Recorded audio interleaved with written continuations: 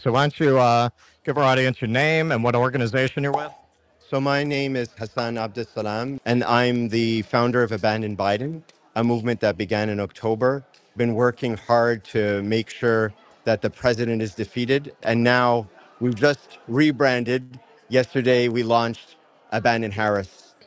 Okay, so, Donald Trump has really, I'm going to set this up a little differently. Yeah, I think that's better. All right, so Donald Trump has been complaining that he's had to change all his branding. Do you have the same complaint? That He had to change all his branding. that Donald Trump had to change his branding. I mean, in terms of the former president and the way in which he's communicated his ideas, his policies, his platforms. Uh, we have absolutely no connection, and we simply do not find any admiration in much of what he does. We see him as just trying to reinvent himself without any substance. So, a despicable candidate, recycling his despicable character again and again in varying elections. Now, his third election, as you know. All right, so people who say that you're trying to get Trump elected, what do you say to them? We say that we have absolutely no option but to punish the criminals. And so we feel fundamentally that if we don't take this moment where we have such mobilization against genocide and show that people of conscience at their hands toppled someone because of the genocide, we would just replicate the policies of genocide for generations. That if we don't come out and make this a historical moment for which we have this opportunity, since so many people are coming out into the streets, then we would have basically forfeited a moment of great change. And so we say at Abandon Biden, 4 years under any Republican is incomparable to one day in Gaza. That we've survived 4 years under Trump, but Palestinians and many other peoples will not survive 4 years under Biden or under Harris. And so we feel that if we are successful in punishing, if we defeat the vice president, then we'll see a cataclysmic change in that these politicians will be fearful. They'll see that a signal was sent to the political landscape. And also, we should not despair. All these policies that Jill Stein, Cornel West, and Claudia de la Cruz are pursuing, are advancing, are policies that can come into the platforms of the other parties. Well, we expect a reckoning in the Democratic Party after their loss. We're expecting millions of people who are going to come into the movement against the genocide. We're expecting more people who are going to see that there's a new opportunity to have new policies in healthcare, employment, universal housing, universal education, fighting climate change. And so we think that this is really the move, the moment that if it's declared finally that we toppled this government, it's the administration that Biden and Harris have been inhabiting, we would have huge transformational change. And so that's what we say to all people, and that we feel that the boogeyman of Trump, in fact, is an opportunity because we can actually say that the backlash that will take place in the Democratic Party will be that a punishment is not a punishment unless you truly experience the consequence. We've been asking the Democratic Party, please just change your policy. Please do not engage in genocide. And the punishment that awaits them is 4 years under Trump.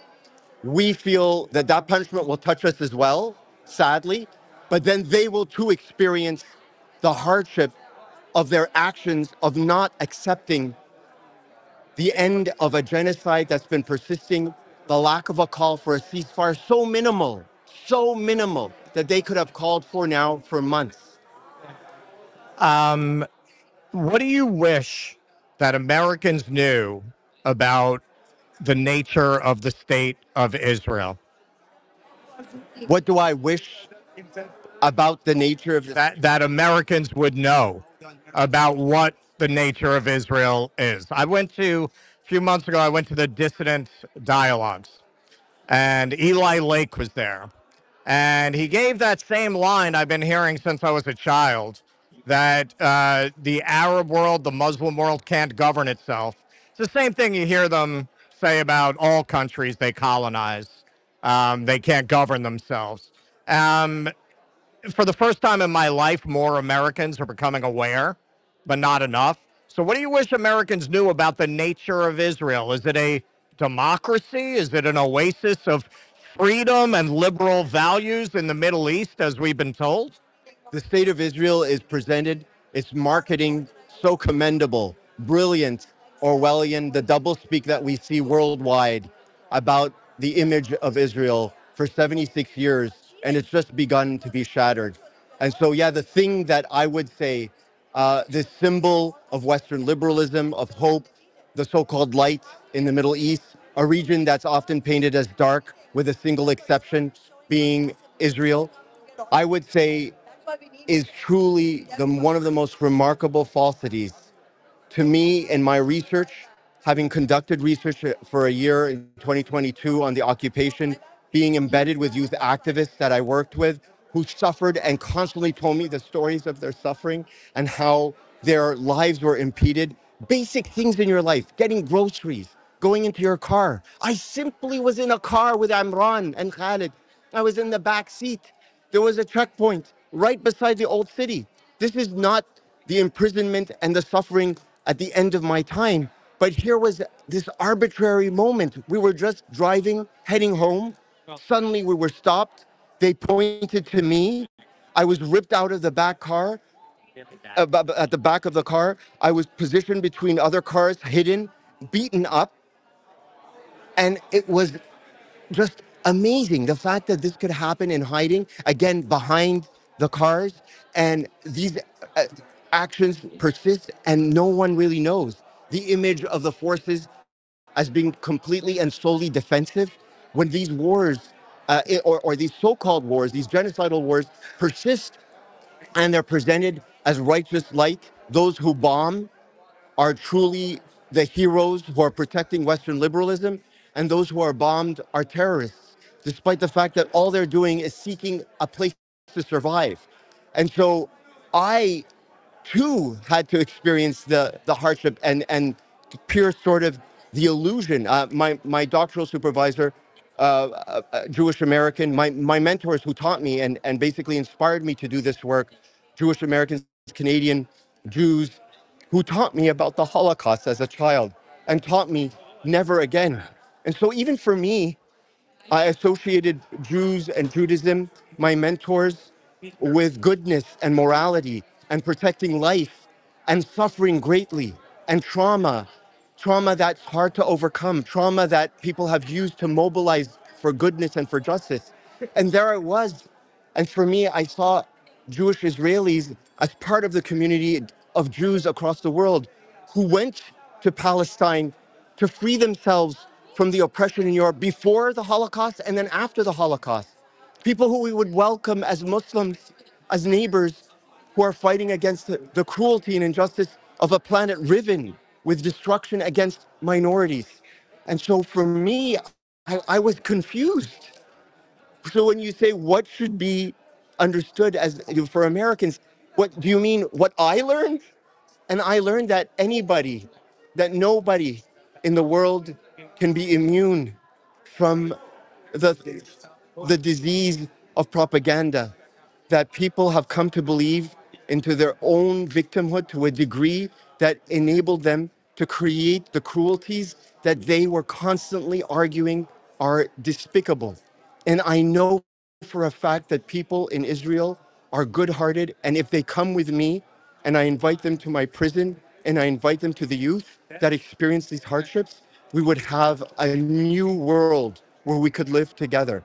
And so for me, I know because I was also threatened with this ignorance that pervades the planet.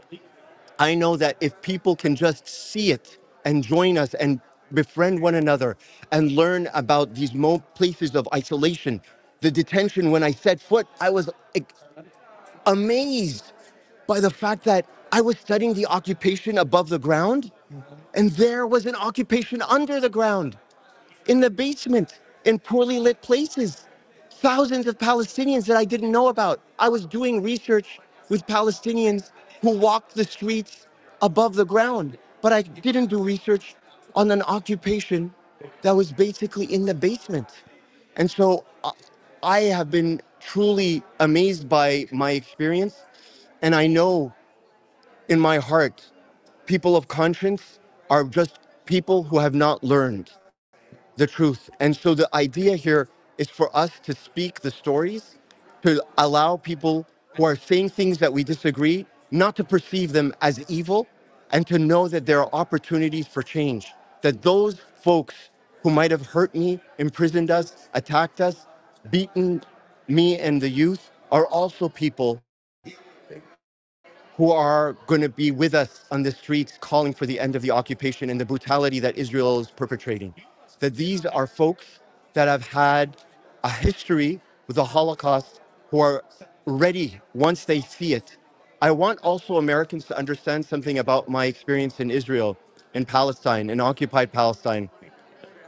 What I saw was a deeply segregated world, a world in which, even though we were under the same clouds and we enjoyed the same some small city in the old city, we were completely divided. There are rules that restrict speech, rules not that they're legally enforced, just simply customs and norms and traditions that have just become the way of life.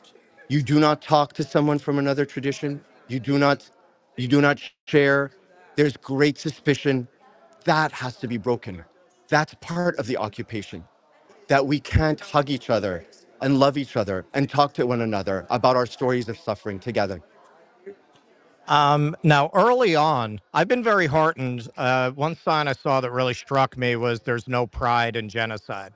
Now, very early on after October 7th, the actress Juliana Margulies gave an interview where she said, "Queers for Palestine, if you went there, they'd chop off your head and use it for a soccer ball." When I've gone to protests, I've seen Zionists raising that point. I literally saw one Zionist, we had it on our channel, saying, "Do you support gay marriage? Do you support gay marriage?" to the rabbis who come out to these protests. So what do you say about that and to that, the effort to smear the Muslim world with that brush and to justify genocide by invoking that? Absolutely. And we've actually seen that. I was in a protest in DC when Netanyahu came, and somebody came directly to us and mentioned this very thing that you're talking about. It's meant to divide us. It's meant to basically divide and conquer, a Machiavellian strategy focused exclusively on the idea that that we will work based on stereotypes and based on the trafficking of misconception. One of the most critical things if you go to Palestine is people are simply trying to survive. There aren't folks trying to isolate, exclude, single people out. It's true that there are people have their religious beliefs that we know for a fact that people are not calling for same-sex marriage. People are not calling.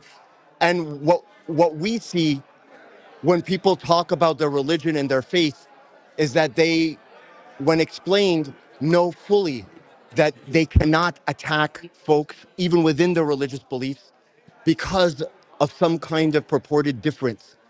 So the idea that people are being slaughtered and attacked and killed, that's a complete misconception. What I saw are just folks who make no presumptions, who believe that we should all survive. No one asks this question. No one tests others on their identities, and folks just want to be able to live in a world without oppression.